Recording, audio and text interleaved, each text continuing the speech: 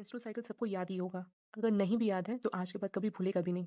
Gynae में कुछ diseases हैं जो कि इम्बैलेंस हार्मोन की वजह से होता है, like granular cell tumour, PCOS, atypical uterine bleeding. तो जस्ट इमेजिन एक दद्दू हैं जो कि हैं ग्रैंडफादर, जो अपने एक हाइपोथेटिकल दुनिया में रहते हैं। एक उनके दो बच्चे होंगे जो एंटीरियर पीढ़ी के होंगे, हिंदी वाला पीढ़ी। ठीक, पहला बच्चा दूसरा बच्चा। अब ये जो दोनों बच्चे हैं, एक विला है। ठीक, विला में एक बड़ा सा दरवाजा है, उसमें छोटे छोटे रूम्स हैं। ये सब रूम्स हैं अलग अलग साइज के। अब ये जो दोनों बच्चे हैं वो हर महीने इस विला में विजिट करते हैं। ठीक, जो पहला बच्चा है वो अंदर के डेकोरेशंस को देख के, जो गोल गोल पेंटिंग्स लगे हुए हैं, इनको देख के वो मोटिवेट होता है और इससे होती है इसको एक लड़की। नाम होता है ईशानी। ईशानी जो है लड़की है, इसको मूड स्विंग्स होते रहते हैं।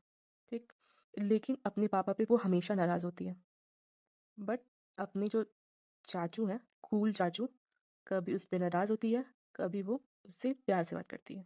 चाचू जो है वो जो आउटर डेकोरेशन को देख के एक बच्चा प्लान करते हैं, उसका नाम है एंडी। अब एंडी बनना चाहता है ईशानी के जैसे। इसको ऑब्वियसली इसी के थ्रू जाना रहेगा बनने के लिए। अब ये प्लान करते हैं वापस से कि अंदर का डेकोरेशन देख के ही दूसरा बच्चा करेंगे। That is प्रोजी। प्रोजी भैया काम है मोटिवेशन देना। देखो जो ईशानी है, ईशानी का एक फ्रेंड है एंजो। तो ये एंजो के घर विजिट करती है बाय रोड। ठीक, अब ये रोड मैंने रेड से क्यों बनाया ये मैं बाद में बताऊंगी। ये रोड के थ्रू एंजो के घर गई। अब एंजो खुशी के मारे, अब एंजो जो है प्रफुल्लित हो गया, खुशी के मारे फूले नहीं समाते हैं। हर महीने ईशानी विजिट करती हैं एंजो के पास और ये फूले नहीं समाते हैं। बस इसी को ऐसे दिखते हैं। जो हमारे दद्दू थे, grandfather, that is grandfather GNRH, अपनी एक हाइपोथेटिकल दुनिया में रहते थे, दैट इज हाइपोथैलेमस। अब एंटीरियर पीढ़ी के जो बच्चे थे, ये था एंटीरियर पिट्यूटरी। एंटीरियर पिट्यूटरी से दो जो बच्चे निकले थे, FSH पहला बच्चा, दूसरा बच्चा LH। अब ये दोनों हर महीने इस विला में विजिट करते हैं। ये विला कुछ नहीं, ओवरी है। ठीक, ये गेट और जो इसमें जो कमरे बने हुए हैं ये फॉलिकल्स हैं अलग अलग साइज के, जो primordial follicles, primary follicles, secondary follicles. अब और ये जो अंदर ये जो पेंटिंग खूबसूरत से बनी है, गोल गोल गोल गोल जो पेंटिंग बनी है, दैट इज ग्रैनुलर सेल्स। और जो बाहर लेयर है, outer layer, that is theca cells. Granular cell की हेल्प से ही जो ईशानी हुई थी, दैट इज ईस्ट्रोजेंस। ईस्ट्रोजन क्या करती थी, अपने पापा पे हमेशा गुस्सा करती थी, दैट इज नेगेटिव फीडबैक। और अपने जो चाचू पे थे वो कभी नेगेटिव कभी पॉजिटिव। ठीक, अब जो एंडी भैया हुए थे थिका सेल की हेल्प से, दैट इज एंड्रोजन।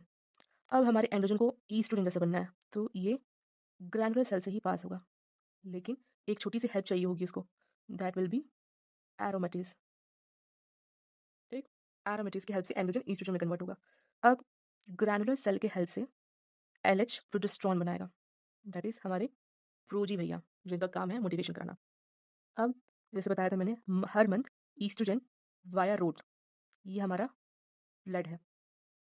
ब्लड के थ्रू एंजो जो भैया थे हमारे, that is endometrium of uterus, जो प्रफुल्लित हो रहे थे, दैट इज ईस्ट्रोजन की वजह से इनमें प्रोलिफरेशन हो रहा था।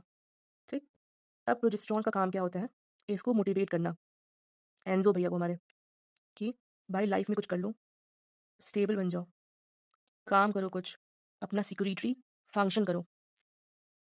ठीक है, अब देखो इसमें ऐसा होता है, ईस्ट्रोजन जो है वो FSH को बार बार नेगेटिव फीडबैक देती है, लेकिन LH को पॉजिटिव फीडबैक देती है और नेगेटिव भी देती है। लेकिन एक टाइम आएगा कि ईस्ट्रोजन बढ़ रहा है, पॉजिटिव फीडबैक दे रहा है LH को, LH एंड्रोजन बना रहा है, ईस्ट्रोजन बन रहा है, ये साइकिल बनेगा, ईस्ट्रोजन बढ़ेगा, LH बढ़ रहा है, ईस्ट्रोजन बढ़ा, LH बढ़ा, LH बढ़ा।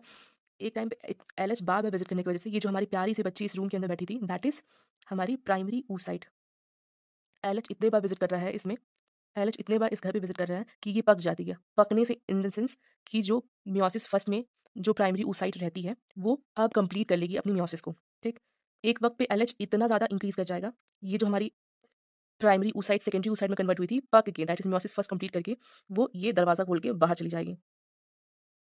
ये जो हमारी प्यारी सी बच्ची थी सेकेंडरी oocyte, दरवाज़ा खोल के बाहर गई मतलब ओव्यूलेशन इसमें हो गया।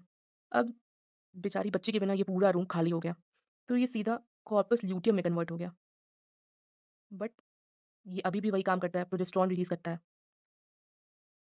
तो प्रोजेस्टेरॉन रिलीज़ किया, मोटिवेट किया, स्टेबल सेक्रेटरी फंक्शन करेगा अपना एंडोमेट्रियम। लेकिन इसका भी एक वक़्त आएगा, जब ये कॉर्पस ल्यूटियम हमारा डीजनरेट हो जाएगा, मतलब खत्म हो जाएगा। डीजनरेट हो गया, मतलब इसका प्रोजेस्टेरॉन बनना कम हुआ, मोटिवेशन ड्रॉप हो गया। मोटिवेशन ड्रॉप मतलब प्रोजेस्टेरॉन विथड्रॉवल। अब जो हमारे एंज़ो भैया हैं, वो डिमोटिवेट हो गए। डिमोटिवेट हो गए, डिप्रेशन में चले गए। डिप्रेशन में जाने का मतलब नेक्रोसिस हो गई इनकी।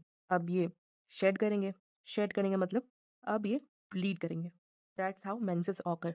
इसमें बस यही था, एफएसएच शुरू में बढ़ा, ईस्ट्रोजन को रिलीज किया, ईस्ट्रोजन बढ़ा, एलएच को एक्टिवेट किया, एलएच इतना बढ़ा, मियोसिस फर्स्ट कंप्लीट करने के बाद ओवुलेट कर गया।